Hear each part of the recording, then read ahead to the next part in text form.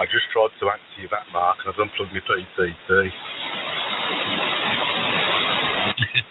Well, that won't work. Yeah, okay, so the final thing that I've got in it is a plug. I see that, and I do have a switch that screws into a round diameter thing, and that would probably screw into the screw part of the plug. Or have you got yours glued in place? No, you need to be able to service it, Mark. It needs to be serviceable. When the switch packs up, you have a couple of spare switches. If the switch ever packs up, you just pull the switch out and replace it, Mark. It fits perfect. It fits like a wedge fit. So it just pushes down into like a friction fit, you know. Well, yeah, friction fit.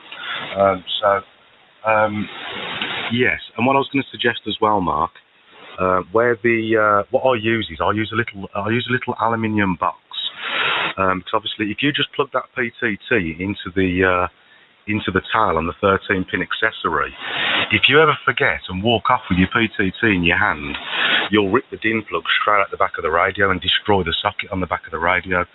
So it needs some sort of anchor point where it plugs in. So what I do is I don't plug my PTT straight into the PTT pigtail on the 13-pin. I plug the 13-pin pigtail into a little metal hobby box with a jack socket on it and another jack socket on the other side of it, and that little box is stuck down to the table, or well, stuck under a shelf, mounted underneath a shelf, and then my PTT plugs into that little box. So if I ever forget and walk off with it in my hand, it will just pull the PTT out of the box, Mark, and won't pull the radio over.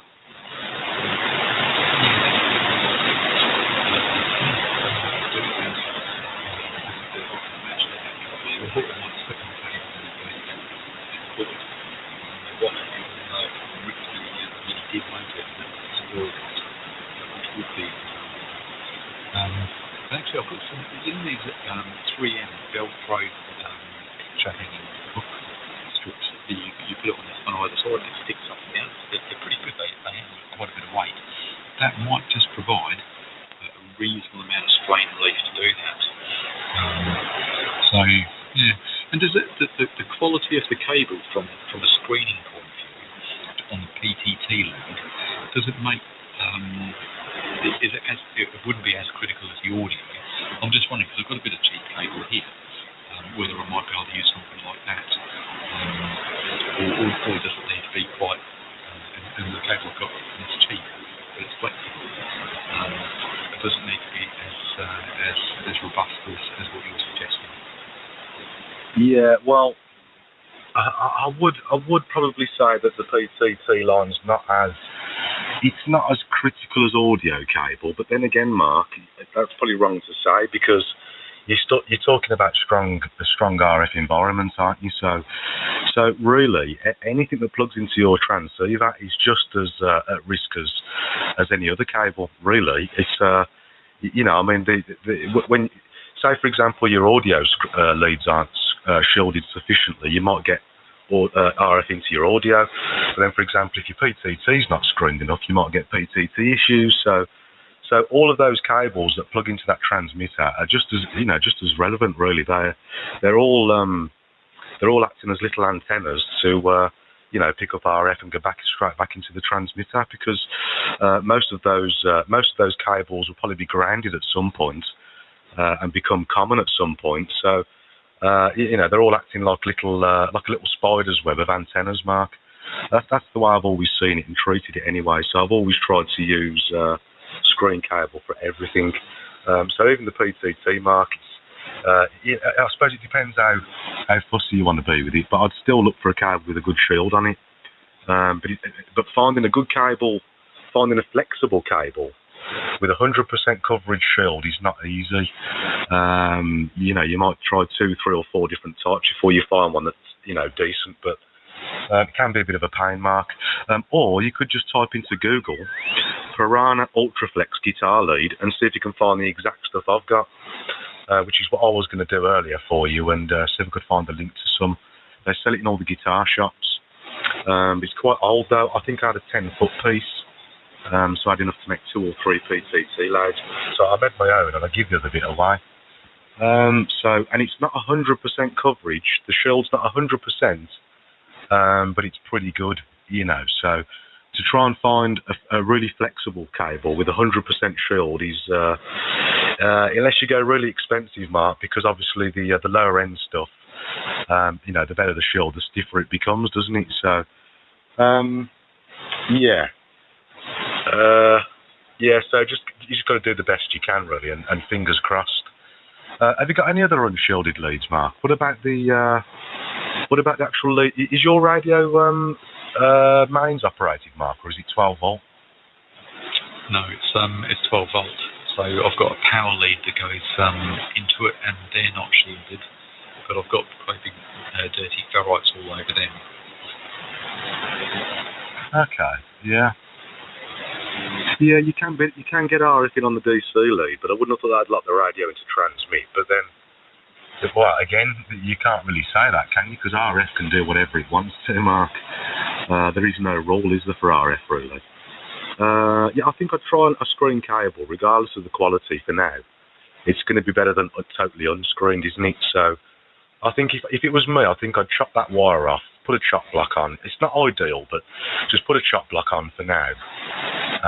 And just use any old screen cable you can find, even a bit of the clock stuff. I know it's too thick, but at least that would give you your answer, Mark. Just any screen cable you can find, even if the screen's not that good, it's still better than a totally unscreened cable, isn't it, Mark? Ever? Yeah, I was thinking that. So, and were you suggesting to use the screen cable so you've got two conductors in the middle, or were you suggesting even something as simple as like that RG58? Because I've still got a couple of feet of that left, a little bit more than a couple of feet actually, because that's screened as well. RG58 mil spec would be lovely, Mark, but it's too stiff. You couldn't have that on a PTT. You'd be sat like you had a broom up your back. You wouldn't be able to move anywhere. You'd be like rigid, like a gatepost. No, it's no good, Mark. You need something really flexible, and you want something quite weighty. You know the sort of cable I mean. It's quite heavy, but it's really flexible, like rubber. So it's heavy, but it just sort of sinks. It's hard to explain, but when you use that sort of cable, you don't even know it's there. It feels like using a wireless PTT almost. It's brilliant. Something like the RG58 would be too stiff, Mark. And once you bend it in a certain position, it kinks the cable as well. Whereas the silicon guitar cable, you can't kink it. So I can literally just grab a load of it. I can grab a load of it in my hand and crush it all up in my fist, and it still doesn't even kink. It still just falls out back straight again. That's the beauty of that stuff. So the one I'm using is balanced, Mark. The one I'm using is balanced. But I think obviously you can use it in balanced or unbalanced configuration. I use the Piranha Ultraflex comes in balanced and unbalanced. So I use both the hot and the cold as one conductor. Just join them both together. I use the cylinder conductors as the one switching wire, and the screen as the other switching wire, Mark. I mean, you could go one further than that and use the hot and cold in the balanced cable as your switching wires, and then screen put the screen down to chassis ground. But there's a few ways you could do it, Mark, to be give yourself a bit of defence against RF. But I've always just done it this way, the simpler way, and never had no issues with it. And I have always used a really long lead as well. And as far as I'm aware, I've never had no issues anyway. M0MRR. I've sent you loads of pictures to look at, Mark. You'll see how I do my PTT. M0 Mike Sierra Whiskey. M0MRR returning. Yes, I found a bit of cable. I'm just going to strip back the outer insulation. It looks as though it's only got a single conductor in the middle, but it's very silky and very flexible. It's got nothing printed on it, so I'm not quite sure how good it is. But I'll strip it back and I'll send you a picture. Okay, matey. Have a look at your phone as well, Mark. Have a look at your phone just so you know what the conversation's based on.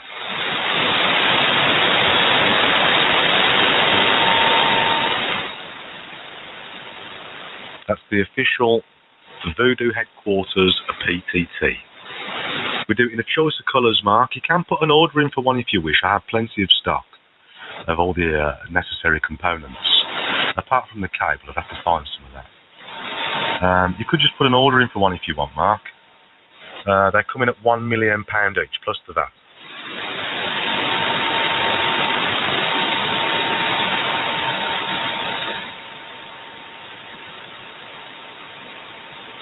But the plug contacts are gold plated. That's where you get your money's worth.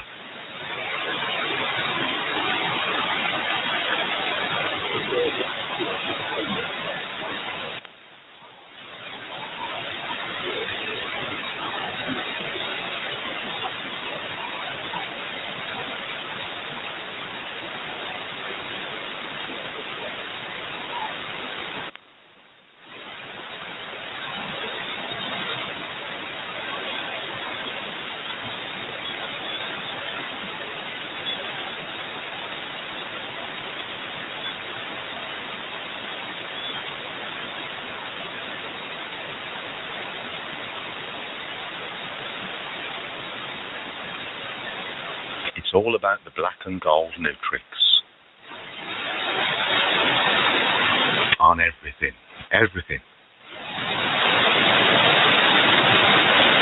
To match the gold-plated contacts. Never mix your metals, Mark.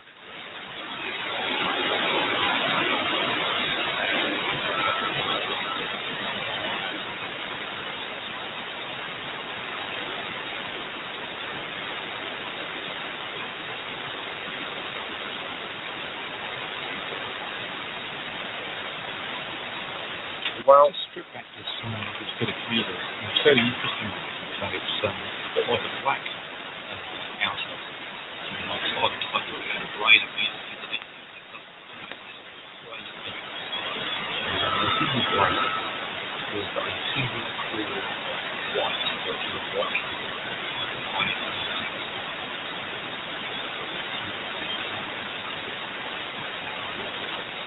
Like the Nutrix sheet. It's braided around white tip wire, which is double insulated.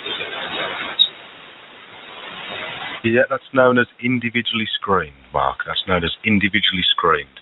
You'll probably find one's a screened audio cable, and the other one is the the return, or well, the common, the ground.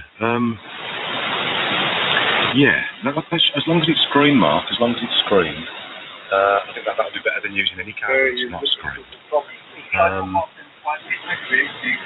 Yeah, it sounds like individually screened audio or video cable or something like that, Mark, maybe.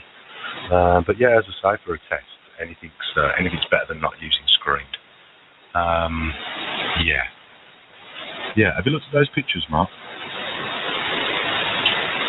No, boss, I'll do that right now. Let me just have a look.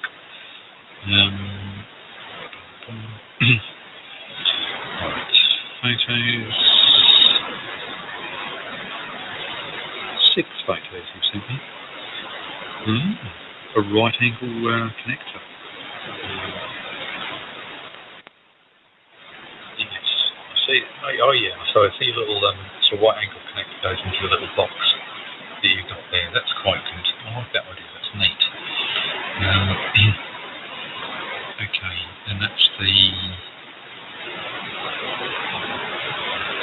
Okay, so that switch just fits in the top of the plug. Well, you say it's just a friction fit, just like you ram it in place. Yeah, absolutely, matey. The XLR plugs, the internal measurement is about 16.5 millimeters, and the thread diameter, the outer thread diameter on the switch is 16.2. So there's a couple of thou. There's a couple of thou to make up difference, Mark. I'll use a bit of black tape or a bit of really thin heat shrink, and you put it around the switch, and they literally fit in, friction fit. And to get them back out, you put a screwdriver up the back end of the plug and push it back out again. They fit in perfectly, Mark. Oh, I've still got Nutrix. I've got the switch on now. I've still got a Nutrix plug, so I'll take the switch off this sort of thing that I've got here, and I'll do that. Yeah, looking at this cable marker, I don't like it. I could probably count strands of copper wire that are going around the little white cable itself. It is not a Nutrix, it's not that POTS piece of insulated wire, not even coax. It's not very good. So, but you're quite right, coax would be too stiff. I think that mic cable would be more flexible than anything else that I've got right now. Yeah. Yeah. Yeah, well, you see, Mark, I went to that level because I need quite a long PTT string, you see, because I sit on the settee, which is sort of 4 or 5 feet away from the radio. So I chose to do that. So it's continually shielded all the way through.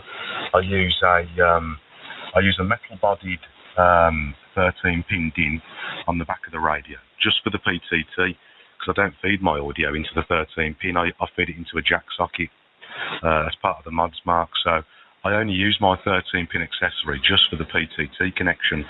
So I've got a metal-bodied 13-pin DIN, which was about 13 quid. It cost me a fortune. That runs into a shielded bit of coax with a Nutrix plug on the end, which that then plugs into my little metal hobby box, which has got 2 Nutrix jack sockets on it. I come out the other end of that with another Nutrix plug into my shielded PTT lead, then into the another Nutrix plug with a metal switch. So all the way through, Mark, from radio to in your hand. Yeah, none of it's unshielded, Mark, ever. Yeah, I think what I'm going to do, Mark, is I'm going to I'll use some mic cable, because where my radio is, if you can imagine the front of the radio, as I'm sitting to it, I'm only about 1.5 feet away from it. You've seen pictures on QRZ and that. You'll see how far away I am. So I don't need that long lead, if that makes sense. So my headphone cable is quite long, but then sometimes I wander around as people are speaking, I can listen. But if I'm transmitting reasonably close to the desk and the radio and the microphone, etc., so it doesn't need to be that long and flexible. I don't have a couch that I go sit on. So yeah, I think I'm going to use a bit of that microphone cable. I only need about 1 metre or 1.5 meters to make up a lead, and I'll use the 2 inner conductors as the to form the switch circuit, and then it'll all be screened from there. I think that'd probably be the best quality, and then all the cables actually within the shack maintain suit. Yeah, well, you could configure that 2 ways, as I say, Mark. You can either use a piece of balanced cable and use the 2 inner conductors as one conductor and the screen as another one, or use the 2 inner conductors as your switching wires and deck the screen to the radio chassis. But I've just always done it the simple way. I just use the 2 inner conductors as one wire and the screen as another one. Some people see it inferior if you use the screen as a switching wire, but I don't think it's really that important, Mark, for what we're doing, really.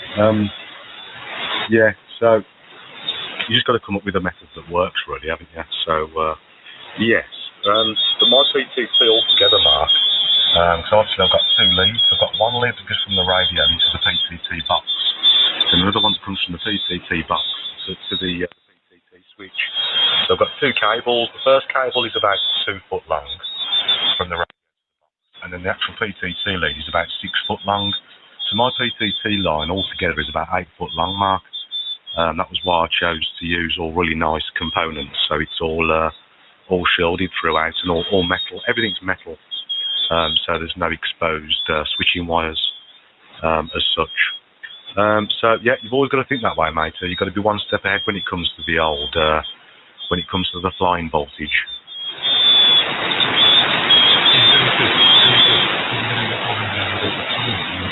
Also got to start the prep work. Having a fish tank, having some cod. So yeah, okay, that's very good, Marky. I'm going to disappear just for a little bit, because I'm just going to start doing a bit of prep. I mean, it won't take me very long, about 5-10 minutes, and then I shall come back and I shall start making up the cable. And I guess with that little terminal block, which I've got a couple of, I could do that just as a very, very temporary fix. Prep the ends of the cable so that they'll go into the mono jack, and then when I'm ready, just terminate the CLOTS cable into the mono jack, which I've got quite a few of, and then that can plug into the little mono socket that I've ordered that's all metal. So there'll only be about 2 or 3 inches exposed outside, which will probably be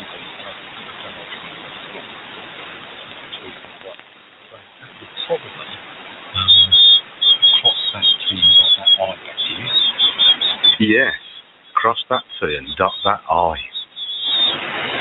Yeah, well, you've got to come up with a method that works for you, Mark, and that looks pretty, and you're happy with, really. So yeah, I definitely recommend putting it into like a little box or something, a little metal box if you can. You don't need to go to the levels I've gone to, because that little box cost me quite a bit of money, Mark. So I decided to use the box itself is about £10. It's a completely shielded box,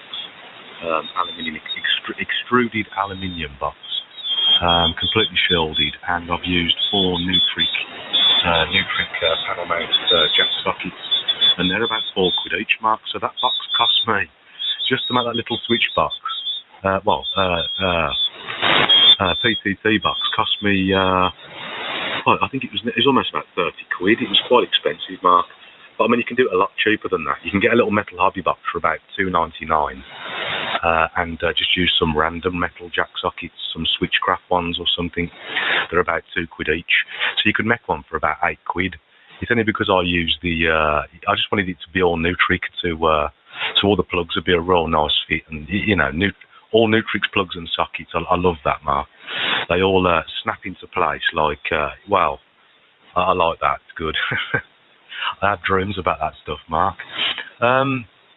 Yep, so you have to come up with an inventive idea and apply yourself, matey, and do it nice. If it was me in your predicament, I think what I'd do with a desk, because I haven't got a desk, I've got like a stand, haven't I? And I'll bring that PTT. The box is mounted underneath one of the shelves, so I can plug my PTT in and out. When I finish off the radio, I unplug the PTT, Mark, and put it away, so there's no PTT hanging around. But every time I come on the radio or whatever, I'll just quickly plug my PTT in on the front of into that little box, which is stuck under the shelf. So if I had a desk, I think what I'd do is I'd do the same thing again, but I'd stick the little box under the desk, so your PTT comes out from under the desk. Maybe even at the side of the desk, so it comes on from the side of the desk, if you know what I mean. Something like that, maybe. Or if not, you could just actually stick the box to the desk with some double-sided sticky pads behind the radio. So the little box is behind the radio. But either way, it creates a nice anchor point, so you can't, pull on the back of the radio. It's just a nice, neat idea for me, being able to unplug the PTT when I've finished off the radio, because it sort of doubles up as a living room. So because it's not a desk, Mark, the PTT just hangs out onto the living room floor. So when I've finished, I can just unplug it, chuck it in the drawer, and no wires hanging around anywhere, Mark, over. Yeah, that's a really good idea, and actually I like that. Then I don't have the wire draping across the wire underneath. I might well do that.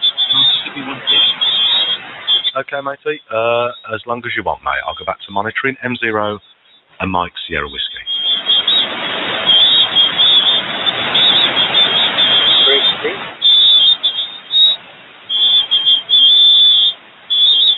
This is M0 Mike Sierra Whiskey. Is anybody calling? Yeah, good afternoon, Mark. M1EUX. Well, there's 2 people there. There's Mr. Chris and Mr. Bernard. Bernard sounds like he's on a fish microphone, and Chris sounds very nice. Round to you first of all, Chris, Mr. M1EUX. How the devil are you? M0 Mike Sierra Whiskey. Yeah, M0 Mike Sierra Whiskey, M1EUX. Yeah, not too bad, Mark. Just been listening to your conversation with the other Mark, and I scanning a few satellites here, which is my latest hobby. I've got a 1-point biggish dish on a rotator, It's scanning all the satellites. And it's quite interesting what you stick up all these feeds and things. So, not on the radio much, but no, you're sounding good. Hope you're copying. Just using 100 watts. I haven't got much equipment left. I've sold most of my equipment. I've just got this radio, a microphone, and a couple of aerials up, and that's about it, Mark. So, no amplifier or anything. So, I hope you're copying me. And sounding good, over. Yeah, M1EUX, M0MSW. I wonder what the downsize was due to, Chris. I don't know if you just got a bit bored of it all, maybe. But the propagation is going to start improving, Chris. Any time now. So yeah, I wonder why you sold it all. That's a bit. That's upset me a bit, Chris. I thought you had a big station there. You've downsized, then you've downgraded. Well, downsized, yeah. Okay, on the satellite stuff, mate. That's something I've never tried, Chris. Never tried that. But you can't do voodoo audio on 200 megahertz, on 5 gigahertz or whatever it is, can you? You can't do voodoo audio up there. So yeah, it's not really sorry, someone just put me off with a text message, Chris. So yeah, but nice to know you're okay anyway, and at least you're still having a dabble with the old RF and messing about with soldering irons and bits of wire, Chris. But I haven't heard you on for a while, so I wonder where you've been and what you've been up to, so that explains that. Okay, mate, I'll pass it round to Bernard. Are you on a different radio, Bernard, or a fist microphone or something? You sound like you joined the Pinhead Club, Bernard. GW4ZUJ, M0MSW. M0MSW, GW4ZUJ, forward. This microphone on a different radio.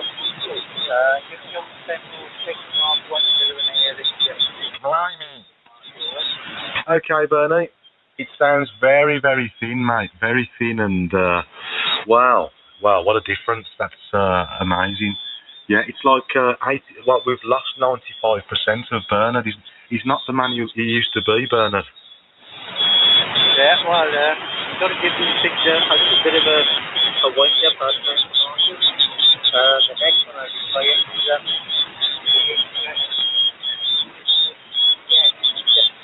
that one we're getting up with them for a couple of weeks or so. Just to wind you the microwave. Sorry, Mark, I'm back. Okay. Yep. Okay, mate. So, well, you've got to put the old girls on, Bernard, and blow the cobwebs out and toast the spiders. You got to do that, mate. You got to do that. You keep the caps and the power supplies and everything in order. So no, it sounds okay, mate. It sounds the way it should do, really. It's only because I'm used to hearing you far superior to that, Bernard. So it's like we've lost 99% of you, and it's like you're talking through a keyhole. It's a bit mad, really. You know, when you got so used to hearing that bigger sound. But no, it sounds okay. There's nothing wrong with it. It sounds the way it should do. I'm just referring to the way my reference point now is how I'm used to hearing you, Bernard, with the wider bandwidth and the bigger audio. So yeah, it actually seems to be all working okay, mate. I think MRR's just come back in. So give one of the guys a call, either EUX or MRR. Carry on, Bernard. F0MRR, GW4, ZUJ. I've got you, Bernard. Still quite low with me, but I can hear no problems. The band is still quite quiet to me, although there's a station a little bit below us that's screeching a little bit. But I've got you fine. GW4ZUJ M0MRR. Yeah, the pass band thief.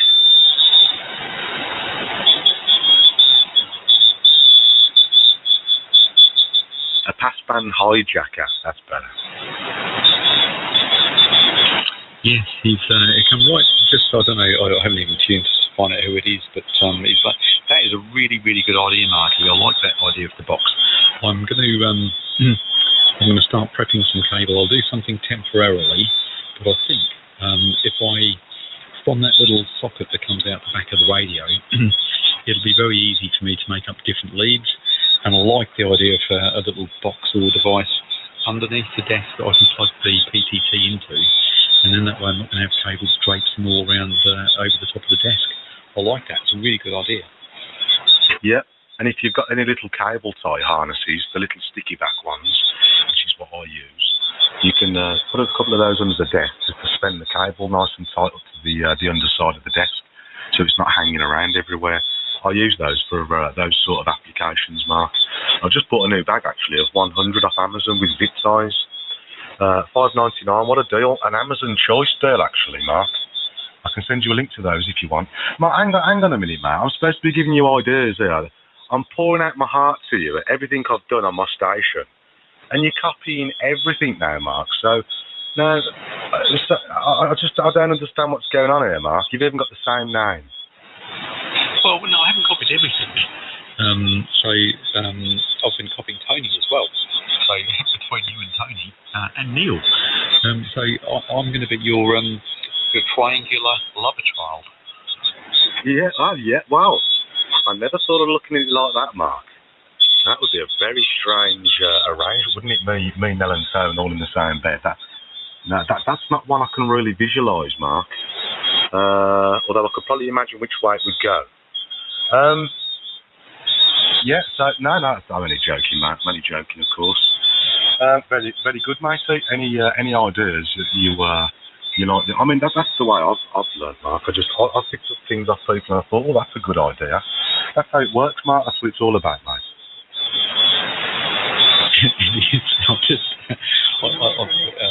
Maybe a bit later on, I'll tell you a funny story about a trip I did a while back that ended up in some sort of disastrous triangular situation. But Bernard, can you hear me? I just want to see. Can you hear me, Bernard? M0, M-R. Oh, what? UJ, can you doing there? It's on the Jigsaw FT76FGX mark, over. Okay, that was I panicked. I thought it sounds like it's communication audio, which is very good. Can hear you, and you're getting through fine. It doesn't sound like the Bernard I know. Very thin Bernard, almost like 1942. Yeah, you just switch on the back of the microphone, the hand microphone on the moment, and see what difference it makes, because I've never heard it on the other setting. Are you sure that's not a wireless set 19, Bernard? Yeah, what is it like now? I've altered the switch on the back of the microphone, Mark. It's marginally better, but very, very thin, Bernard. If there's any sort of, it's a very old radio, that one, isn't it? If there's any sort of TX bandwidth options, open her out as wide as she'll go. No, I don't think it is really, because don't forget this is 1986 vintage, Mark. Yeah. Blimey, that is an old girl, mate. Well, she's still working fine. It's still working exactly the way it should do, Bernie. So, no issues there, mate. Yeah, that's good. Well, owing to the condition, Mark, he's in and out with the noise a little bit, you know. But you're coming through okay. The pity is coming fast conditions won't allow, but knowing that the radio is both work okay, I'd rather that. So maybe another couple of weeks or so, in the world again. So I'm glad it's working. But nothing, technological on this one. Not they can break out anyway. As I said, it's quite an old girl, so I'm just keep working on it. Yeah, absolutely, mate. Yeah, you got to keep them.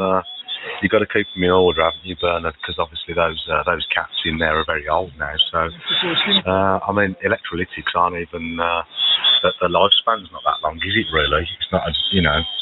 But obviously you can get lucky. Some of them can go on forever, can't they? Yeah, I suppose it's all down to how you look after it now, mate. As you say, plug it in every now and again, and that's why I leave my 950s and stuff out, because if I put them all away in the box and put them in the back room, I won't be able to get to them again. I don't want to leave them in there freezing cold for years. So, because a lot of people have said to me, "What's the point in having 3 radios on the desk? They're all the same." And I wish I could only have the one, but I can't, Bernard, because I like to warm them through every couple of weeks. Because these radios are renowned for packing up when they're not used for a period of time as well. So I have to leave all of them out and plugged in, so I can just switch them on at any time and warm them through. So it's a bit annoying because I have to have two radios sat there that I'm not even using. Yeah, it's a bit annoying, but it is what it is. SDX life and all that, Bernie. But no, they're sounding good, mate. You're sounding good. You're quite strong with me. I think Mark's having a bit of difficulty with you, but you're quite strong to me, Bernard. So it's all sounding A1, matey. Let her get nice and warm, and then put her back to sleep. Yeah, okay. I just got a little bit of processing adjusted, but I'm switched it on at the moment, so can't buy it then.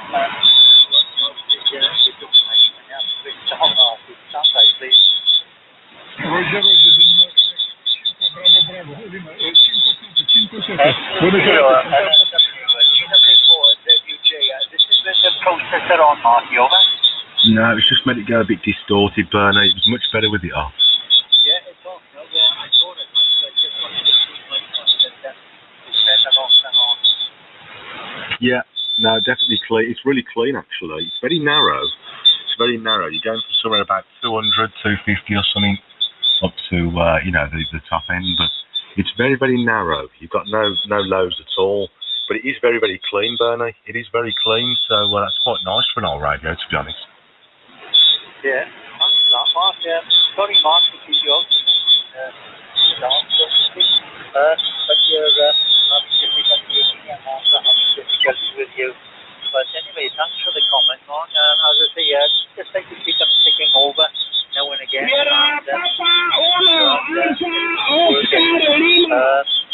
only thing that I don't know about on this one, where it's got the, I got to think of the letter now on the damn thing. Yes, I don't know whether it's got that, but never bothered to find out. I know it's did the on SSD, and also, I know I've got one LC like not working. It works. 6 meters module works, the 2 meter module works, but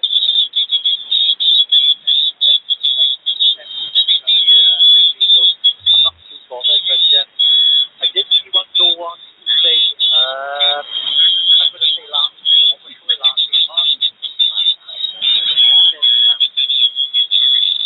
Okay, hang on, Bernie. We've been hijacked.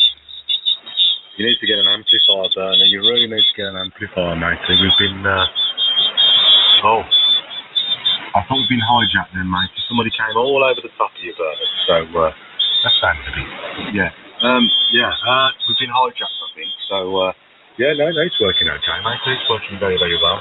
Sounds very narrow, as I say, but very clean, so, quite easy to hear, if that makes sense.